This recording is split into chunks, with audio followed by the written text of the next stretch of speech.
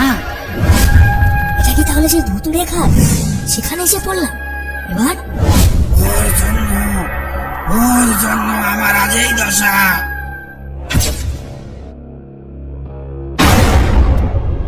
এই তোমরা এক এক করে এসো, তাড়াহুড়ো করবে না একদম।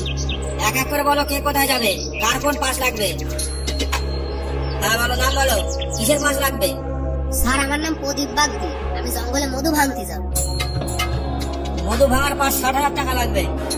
আর কোন জঙ্গলে যাবে? আগে স্যার, আমি যাব সজনে খালি। সজনেখালি মধু পাস বন্ধ আছে। গত মাসে 16 জন নিখোঁজ। তাদের একটা গায়ের জামা তো দূরের কথা, একটা লুঙ্গির টুকরো পর্যন্ত পাওয়া যায়নি। আমরা এখন সজনেখালি মধু পাস দিতে পারবো না, অন্য কোথাও হলে বলো। তাহলে স্যার তীর খালি করে দিন। আর ঠিক আছে, 60,000 টাকা দাও। এই নাও বাবু।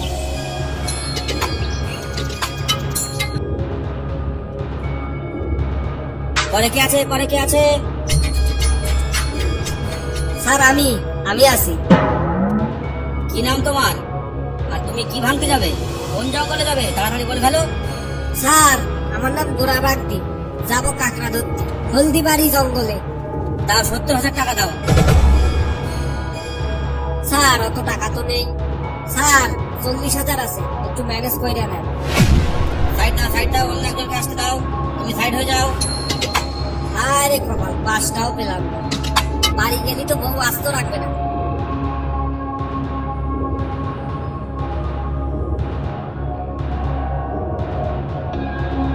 কি নাম, আর কোথায় যাবে, কি করতে যাবে, সব বলে ফেলো। আগে স্যার, আমি কিছু ভাঙতে যাব না। আপনাদের লোক আমার নৌকোটা কালকে বাসে জব্দ করে নিয়েছে, আমি ওটা নিতে এলুম। দিন আমার নৌকো ফেরত দিন। 2,000 টাকা ফাইন দাও, আর ঘাটে নৌকো বাধা আছে নিয়ে যাও। কিন্তু মনে রেখো, তোমার নৌকো যদি আর কোনোদিন কোনো কুয়োর এরিয়ায় ধরা পড়ে, তো আর কোনোদিন ফিরে পাবে না, এই বলে দিলাম। আজকে হুজুর আর যাবো না।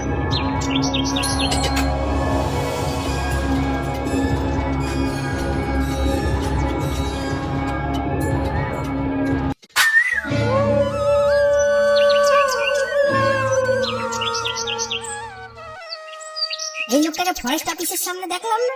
হ্যাঁ তাই তো। ও দাদা, এই পথের ধারে ঘুমোচ্ছ কেন? শরীর খারাপ নাকি? আর কি বলবো দাদা, পাঁচটাও পালাম না, এবার নদীতে যাব কি করে। গত মাসে আমার নৌকাটা ফরেস্টারের লোক নিয়ে গেছে। জায়গা জমি ভিটে মাটি বেশি একটা নৌকো বানাইছে।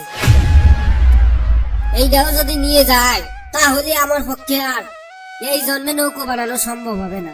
তাই ভাবতেছি কি করব। এক কাজ কর, নাই আমার নৌকায় চল। আজ আমরা এমন এক জঙ্গলে যাব, সেখানে ফরেস্টাররা তো দূরের কথা, কাকপক্ষীতেও টের পাবে না।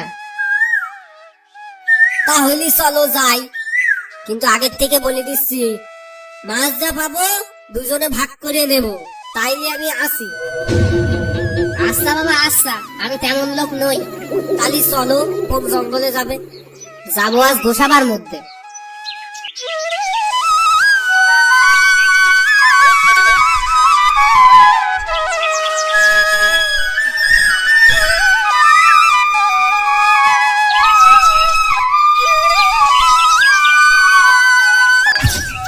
জয় মা, মা গো, রক্ষা করো আমাদের মা।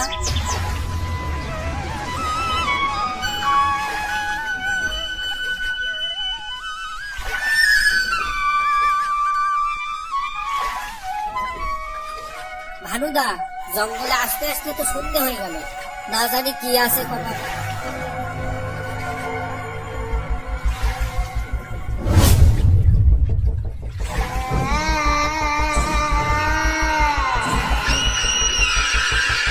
ওরা কি জন্য একটা দৌড়ে গেল, তুই কি দেখলি? কি গেল, ভাগ নাকি?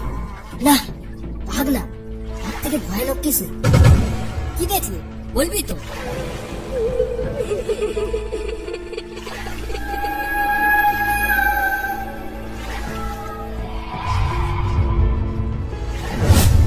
একটা মুন্ডু কাটালো, আর সামনে দিয়ে দৌড়ে পালালো। কি বললি? হ্যাঁ গোরা, মুন্ডু নেই, তাও দৌড়ে গেল। ভালো না, নৌকাটা আগে যাচ্ছে না কেন? ধার টেনে চলছি কিন্তু নৌকাটা আগে যাচ্ছে না কেন? এই দাঁড়া, আগে ভালো করে দেখতে তো, দেখি কি হয়। ও ভানুদা, এবার কি করবো গো? আমাকে বাঁচাও গো। ও ভানুদা, এবার কি করবো গো? দেখি নৌকাটা দোলাচ্ছে কে? হ্যাঁ,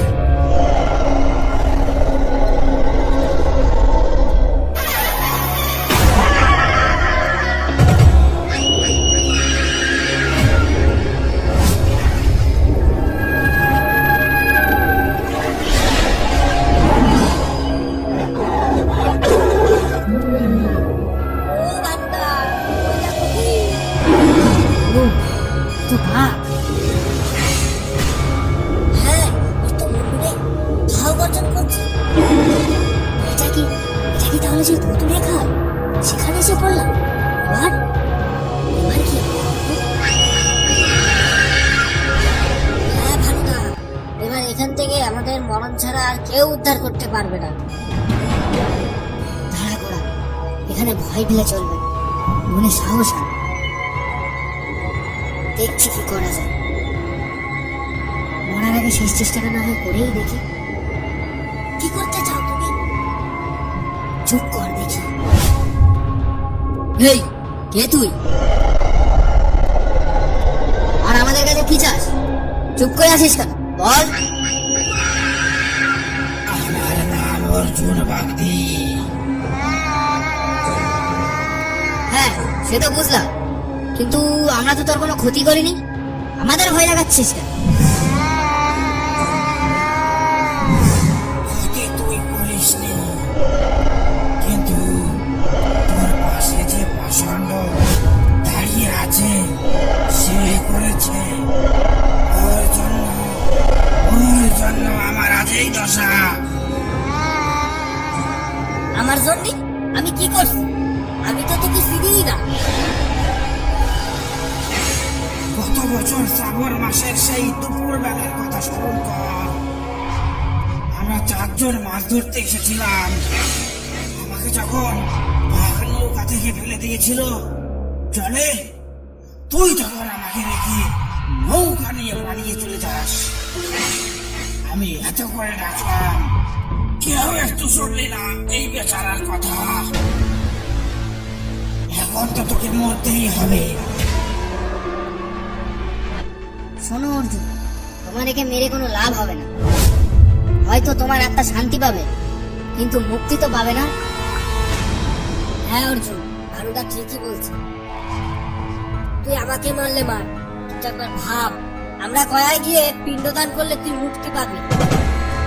হ্যাঁ, আর তুমি আবার মানুষ জন্ম নিতে পারবে। যদি ভাগ্য ভালো হয় তাহলে এই সুন্দরবনে জন্ম নাও নিতে পারো। তাহলে তোরা সত্যি বলছিস? হ্যাঁ, আমি কথা দিচ্ছি তোমায়, আমরা তোমাকে মুক্ত করবই। এখন আমাদের ভালোভাবে যেতে দাও। যা তাহলে, যদি মিথ্যা বলিস তাহলে তোদের সবাইকে আমি শেষ করে দেব। আর এই জঙ্গলে যারা আসবে তাদেরও রেহাই দেব না। তোরা এখন নিশ্চিন্তে যা। ধন্যবাদ, ভগবান তোমার আত্মাকে শান্তি দিন।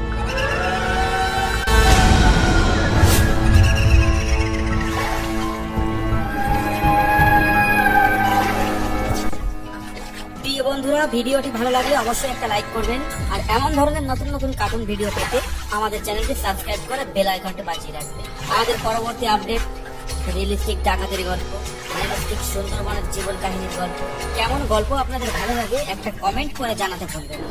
ধন্যবাদ ভিডিও।